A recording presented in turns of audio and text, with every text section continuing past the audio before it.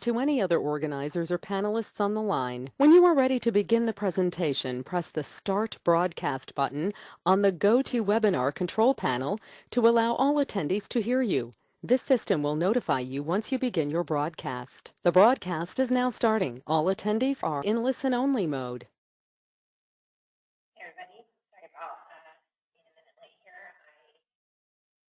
Technical difficulties. We are ready to get started. Whoops, there we go.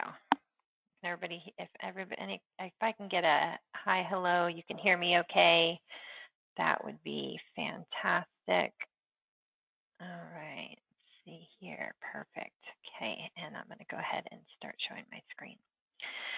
All right, so today we are going to be talking about intercompany transactions between QuickBooks, the difference, right, between functionality in QuickBooks and the functionality in Acumatica.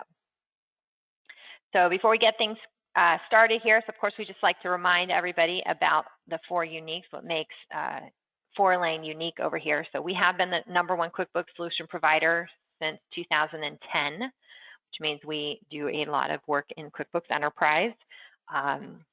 We took on Acumatica as a alternative for our QuickBooks clients, I think 4 years ago now. And that is something that is very unique in this space, having both the QuickBooks, having consultants, not just a firm who knows both sides, but consultants that know both sides, both the Acumatica and the QuickBooks side, how to implement both products, helps tremendously when we're transitioning people from one to the other. Here at Fourlane, we are experts in systems and accounting, so we will be able to talk debits and credits with you, balance sheet, cash flow, meanwhile also be able to tell you what's the best way to set up your software. We've also found that that is pretty unique. A lot of times in the ERP space, we'll see people who talk about the software and they can implement the software, but they're not quite sure what a balance sheet is. So didn't know that was a unique thing, but we are discovering that along the way. Then, of course, we're project managers here at Fourlane for change management, right? When clients have big ticket items going on, or even small ticket items going on, they reach out to us so that we can help during that transition. That is incredibly unique, right? Having all four of these things together. Just as a reminder, our formula for success is that we want to get you data so that you can make decisions easily. When we're talking about intercompany accounting, of course, right, getting data between multiple systems, multiple company files, that is incredibly important if you need to have access to data across multiple company files.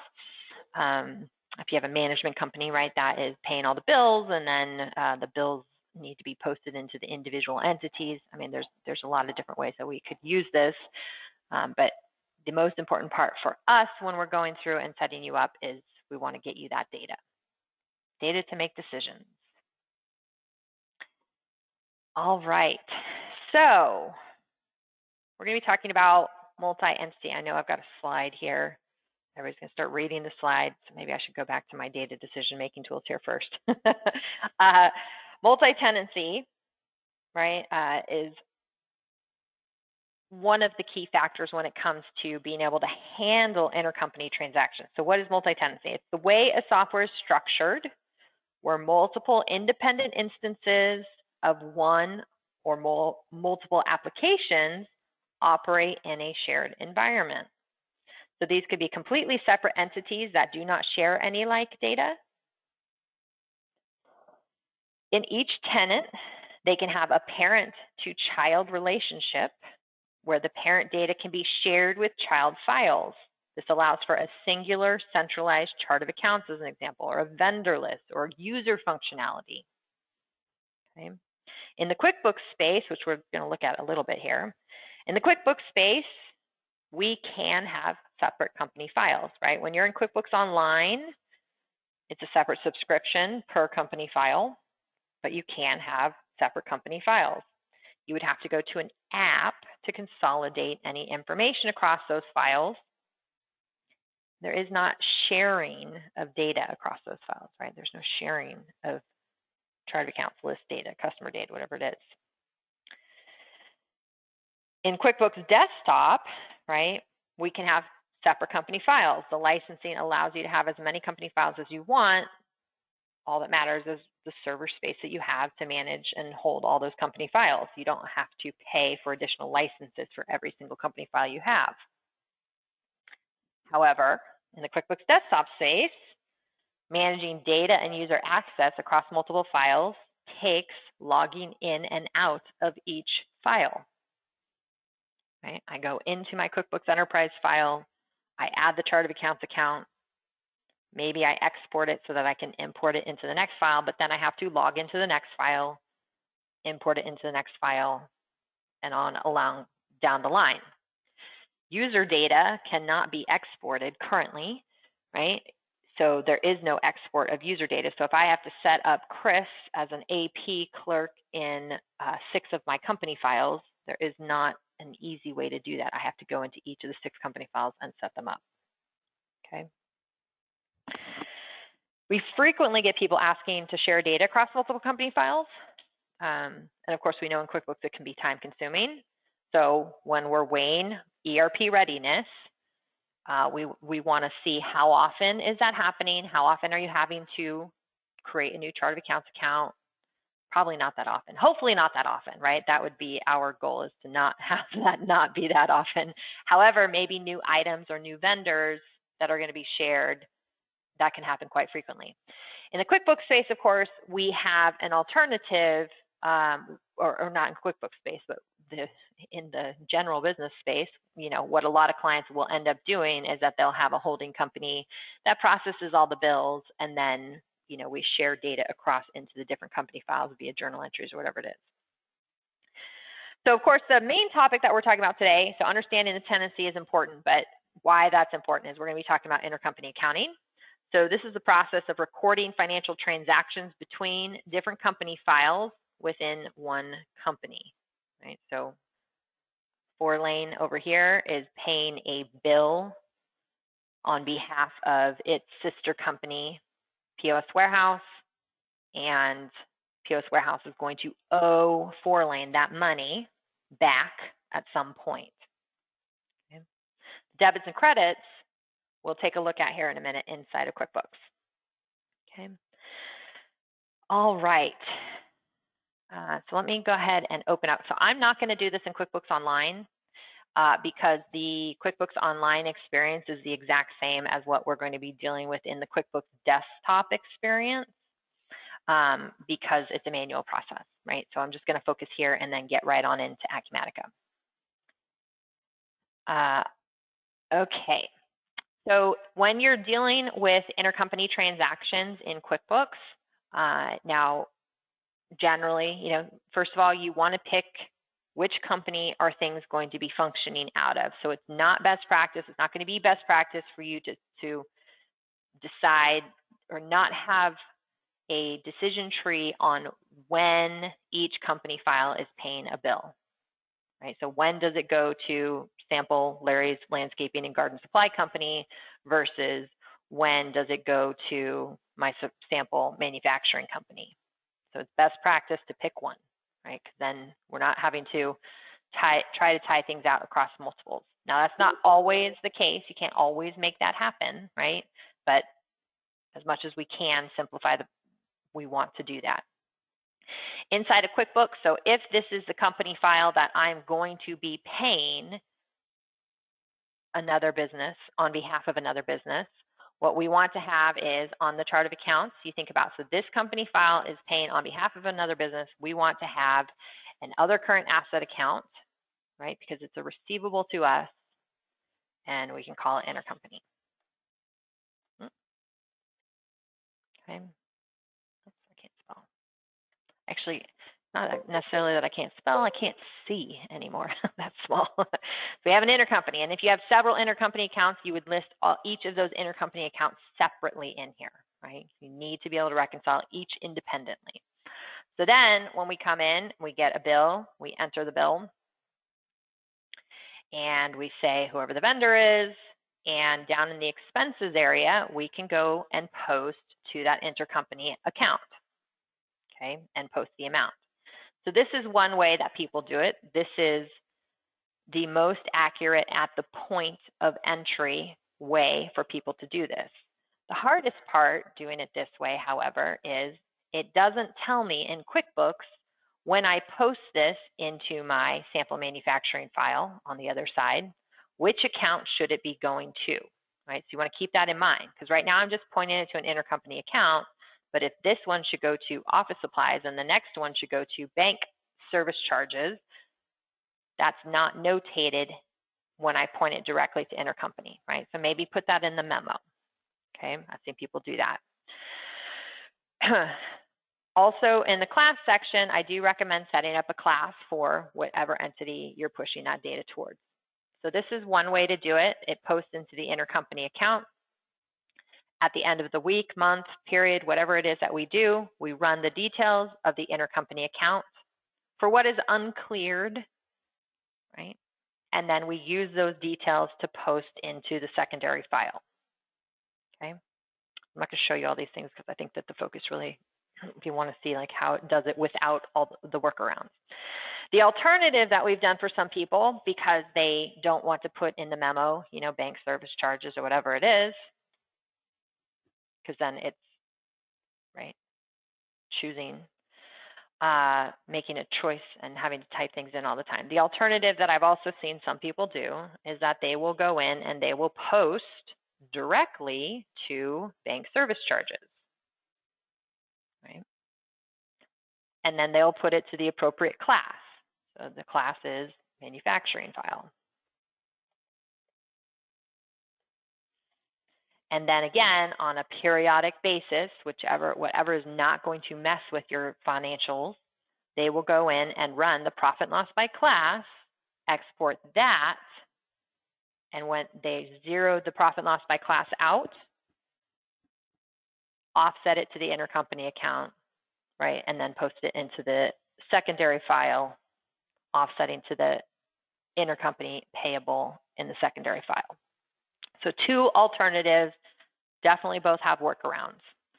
When you have things posted in the intercompany files, as I mentioned just a minute ago, so you can reconcile that account. Oh, that beep. I always think I've got the beeps turned off, but no. You can come in and reconcile this intercompany file. So generally, right, what we talked about when we're reconciling files that we don't truthfully have statements for in QuickBooks, then we say we're reconciling them to zero because it's a balance sheet account. So we're looking at the in and the out. That doesn't work in this case. So in this case, what needs to happen is one file is the source of truth. I go in, I reconcile everything for the month. So I start out, put in zero, reconcile everything for both months, comes out to $500, right? And then I can enter an adjustment. I'm sorry, no, I don't want to enter adjustment. I'm sorry.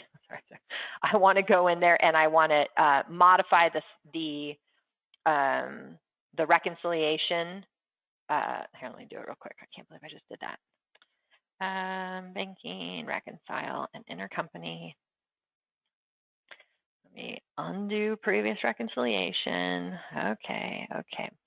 So one more time. So zero, I come in here, I see, oh, I'm selecting everything. Well, now I've got the $500 on the other side, but I'm selecting the $500. I see the difference here. I modify my ending balance to be negative $500. Oops, I did it the wrong way. Modify it to be positive $500. And then it reconciles to zero. And when I say reconcile now, and I get the details, this report is now what I can go and use to reconcile my other file, right? So we use one file as the source as if it is the bank. The secondary file reconciles to this one. That's how we tie and balance the two together. Again, a pretty manual process. Okay. Let me go ahead now to show you guys the options when it comes to tenancy in Acumatica. So we can have multiple tenants, right, which are which can be, I know it's very, can be, can have, right? There's a lot of choices that need to be made when we set this up. But it's distinct data, different versions of Acumatica possibly, similar customizations, completely independent companies with unique base currencies, chart of accounts, and fiscal periods, right? So if somebody has a fiscal period end in July, that is a subsidiary company of yours, and your fiscal and year end is a calendar year end, they need to be considered different tenants. Doesn't happen that frequently. Companies. So we can have multiple companies where we share data with other companies. This is what we're talking about. Real-time consolidated reporting. We can have distinct legal entities and tax ID numbers, and that allows for intercompany accounting. We can also have branches within companies. Branches you can have, you may have, right? So can, may, have distinct tax ID numbers and distinct 1099 data. So it's another opportunity that's very similar to company, but it's kind of a sub underneath. So we would have to help you decide, why would I use a company, or when would I use a company versus a branch? And then of course we have multiple ledgers that are available in each of these branches and companies. Okay, so let's get into Acumatica.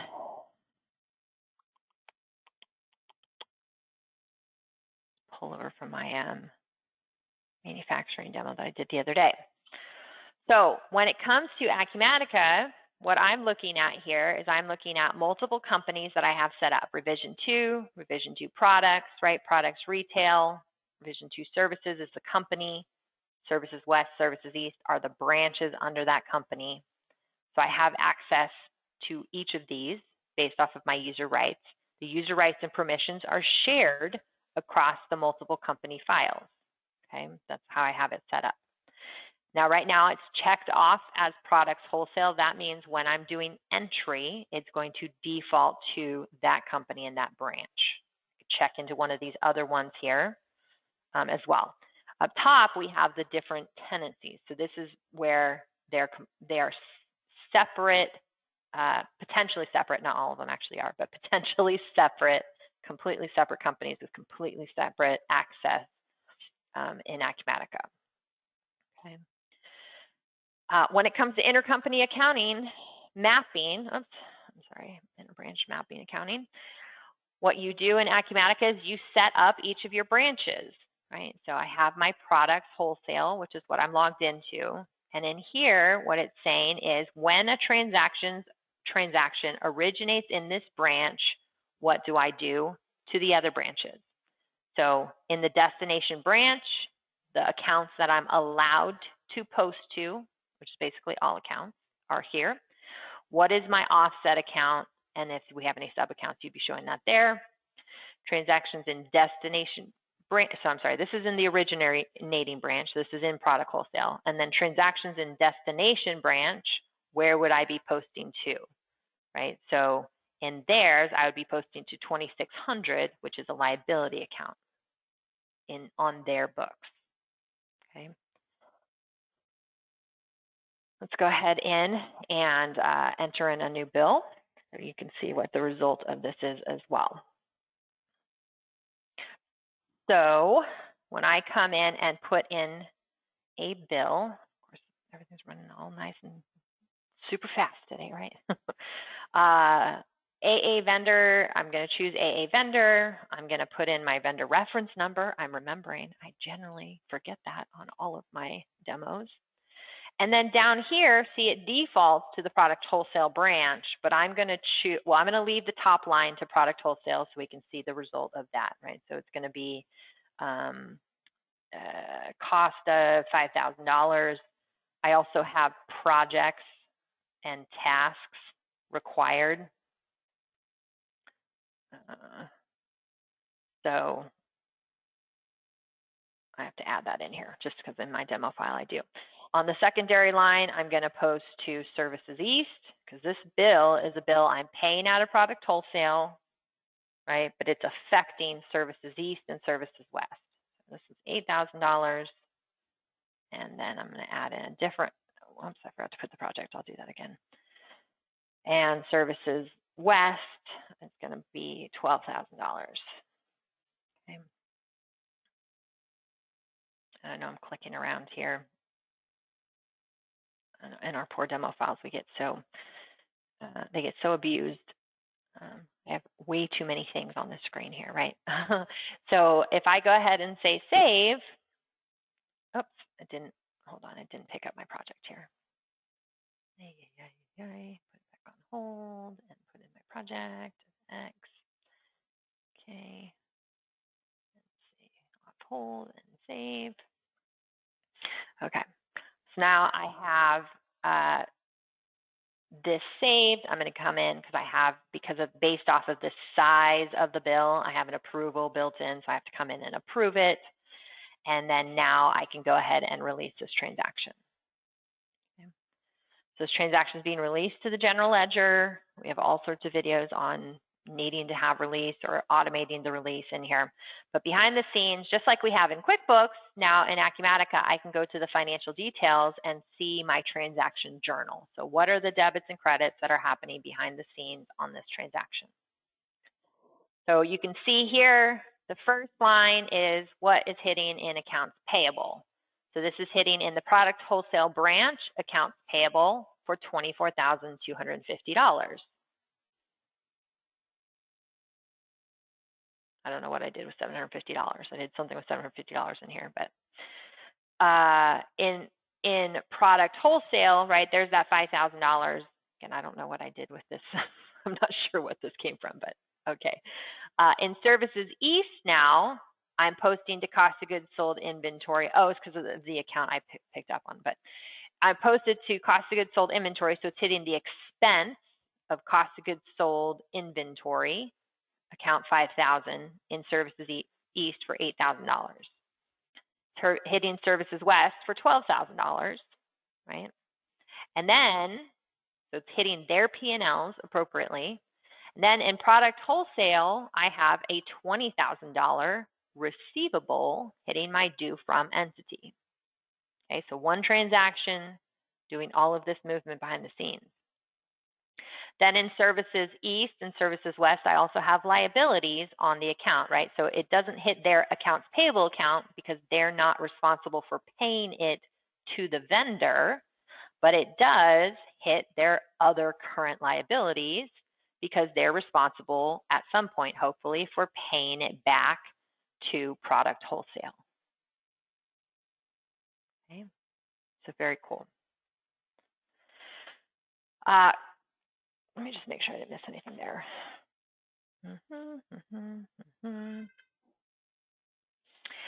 So, of course, some of the things that you want to consider doing, which you can still do in here, is reconciling the intercompany transactions between multiple company files.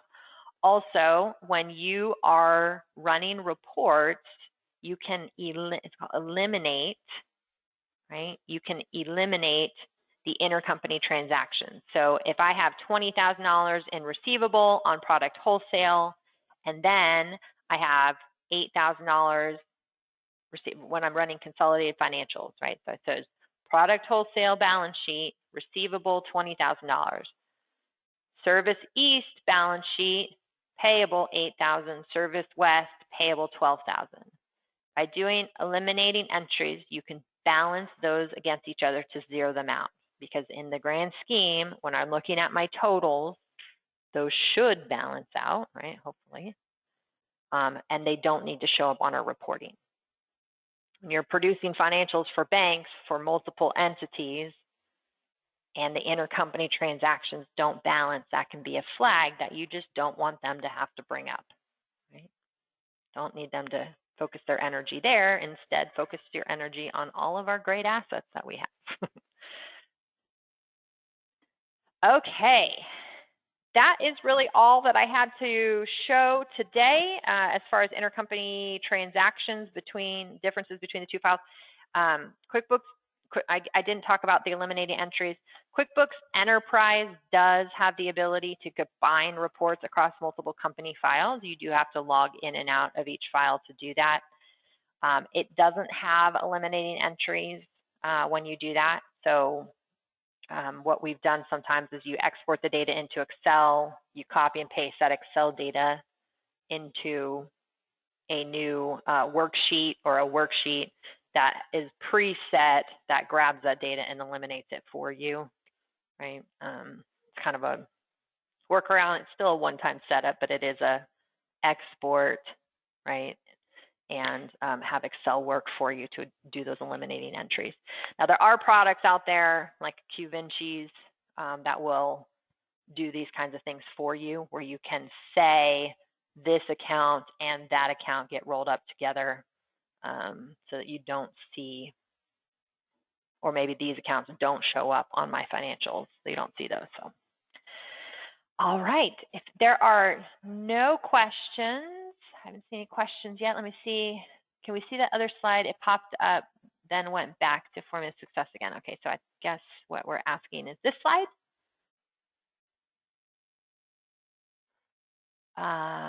Just said that other slide, so maybe this is what they were talking about. So if anybody wants to grab a snapshot, I can let it set up there for a little bit. But hopefully you guys were able to learn a little bit about the differences, right, and how they're managed, what QuickBooks is capable of doing, which works just fine for a lot of people. We make it work. We actually did a custom project one time that was doing the intercompany reconciliation for customers between multiple company files in a custom application on top of QuickBooks. They were able to reconcile 90 QuickBooks files, and it was just like a bank reconciliation screen. So we have done that custom, so they didn't have to go into an ERP product. Yeah.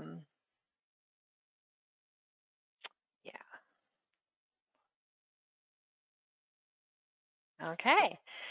Just looking for any other questions that came in. So thanks, Danny. Yep, it's here. If you guys have anything else, just let us know. We are doing a webinar not next week, but the following Wednesday. I think that's on bank reconciliations.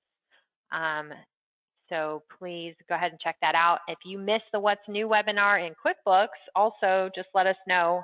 It's posted on our website, but if you guys didn't get to take advantage of watching that, please let me know, and we'll get that over to you because it's some exciting stuff. All right, everybody, I hope you guys have a great rest of your day and a wonderful weekend. Thank you.